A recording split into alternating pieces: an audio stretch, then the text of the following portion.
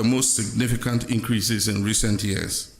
This bold step reflects our recognition of the urgent need to strengthen Ghana's healthcare system in the face of both domestic demands and global health risks.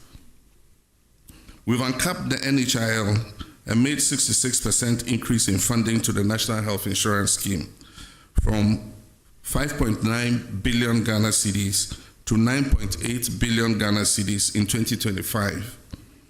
This is not just a budget line, it's a life-saving commitment. These funds will help expand coverage, improve claims processing, and ensure that every Ghanaian, especially the poor and vulnerable, has access to affordable quality health care. The sudden withdrawal of $156 million in US aid health support, which previously sustained critical programs in malaria, HIV and AIDS, and child health, presented a serious fiscal and public health challenge. In response, we have readjusted our domestic expenditure priorities and ensured that the domestic safety nets are provided to cover the gap that occurred. To further bridge access gaps and enhance service delivery, government is investing over 2 billion Ghana cedis in healthcare infrastructure between now and 2028. This includes an initial 200 million cedis allocation in the 2025 budget to accelerate construction, expansion, and modernization of hospitals, clinics, and health centers nationwide.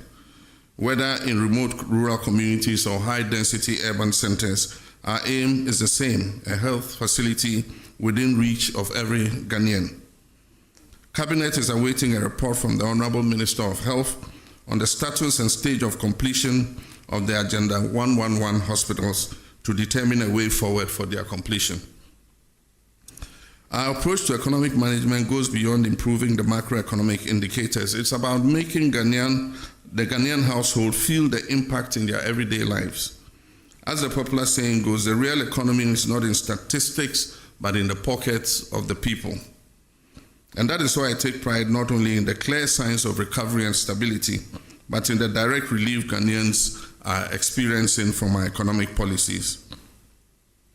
Today, we're seeing a stabilization in the price of goods and services, with inflation dropping significantly from 23.8% in December 2024 to 11.5% in July 2025, the lowest inflation rate recorded since December 2021. But this isn't just about numbers, it's about being felt across markets and homes. The prices of key commodities are falling, and for the first time in years, brands and businesses are actively advertising their price reductions, a sign that recovery is not only real but tangible. Official trade associations have presented data to Parliament that shows that up to 4,500 different items on the market have seen varied price reductions. We've stayed current with our bond repayment obligations.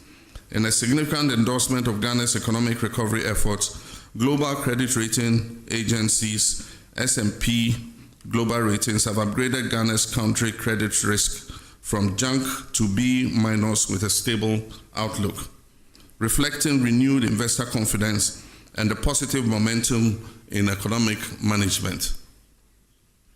To maintain this positive momentum of our economic recovery, we're increasing Ghana's productivity through bold job-creating initiatives, and one of the most transformative among them is our 24-hour economy initiative, a policy that is designed to boost micro and small and medium enterprise, modernize agriculture, and expand employment opportunities across key sectors.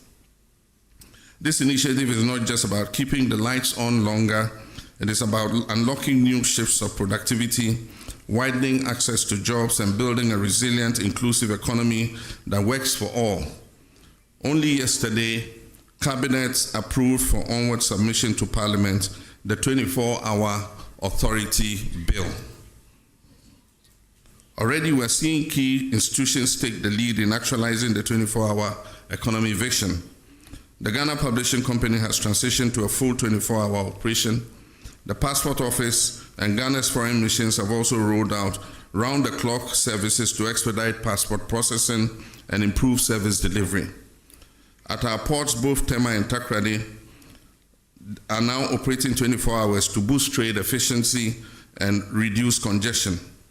To guarantee safety within this evolving ecosystem, a dedicated 24-hour economy policing secretariat has been established in the Ministry of Interior to provide continuous security support across the country.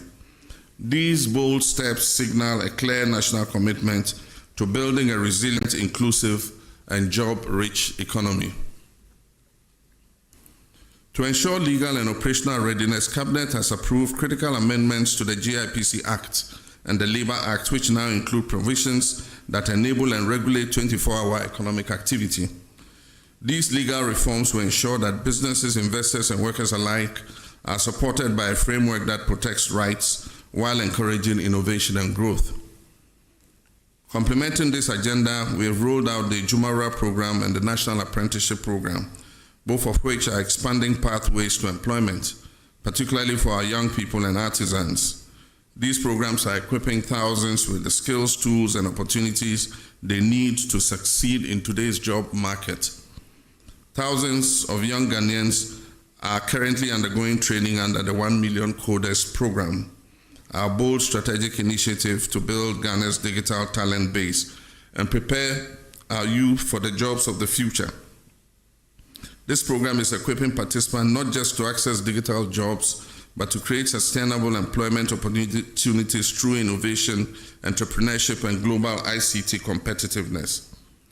Additionally, in the extractive sector, the Gold Board is formalizing Ghana's gold trade.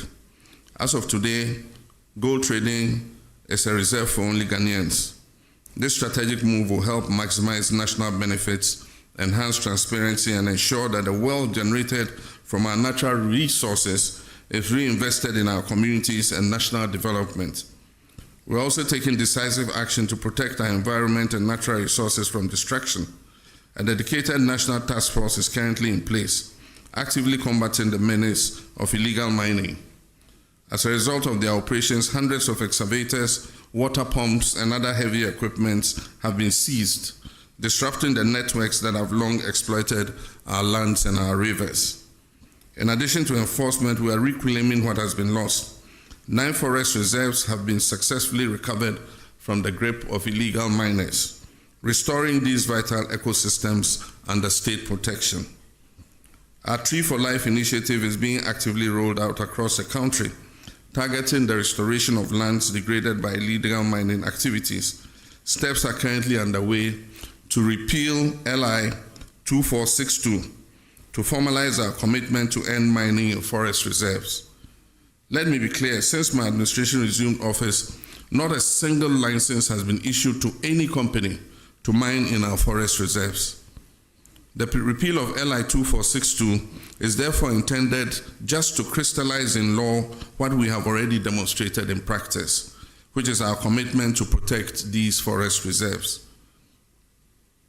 My friends, I understand that public accountability and the recovery of looted state resources are at the top of your expectations from my government. And let me assure you, my fellow citizens, that we've not wavered in our commitment for even a moment. Neither have we been complacent.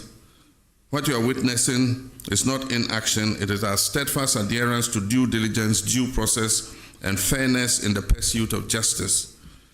Yes, our insistence on doing things the right way may afford those who have looted this country some temporary relief, but let me be clear, it will not grant them permanent escape. Across multiple fronts, active pursuits and prosecutions are well underway under the Operation Recover All the Loot. Over 200 cases are under active investigation, with about 80 people interrogated so far. Several prosecutions have begun, progressing steadily and remaining firmly on course. In the Republic versus Edubuan and 3 others, the state has submitted witness statements together with all other documents, and trial has commenced. And the first of 3 prosecution witnesses have been called and have been cross-examined by counsel for the accused person. With the SkyTrain case, for instance, the prosecutors have secured a trial date, as all preliminary matters have been concluded and the trial is set to commence. For the National Service Authority case, due to its expansive nature, charges have been drafted and will be filed as soon as the legal year begins against the following person: the Republic versus Osei Sibe, the Republic versus Eric Nyako, the Republic versus Gifty Owari. Also for the National Cathedral, we are awaiting a forensic audit from the Auditor General. Additionally, charges have been drafted and are ready for filing in the case of Republic versus Wuntumi and Akunta Mining.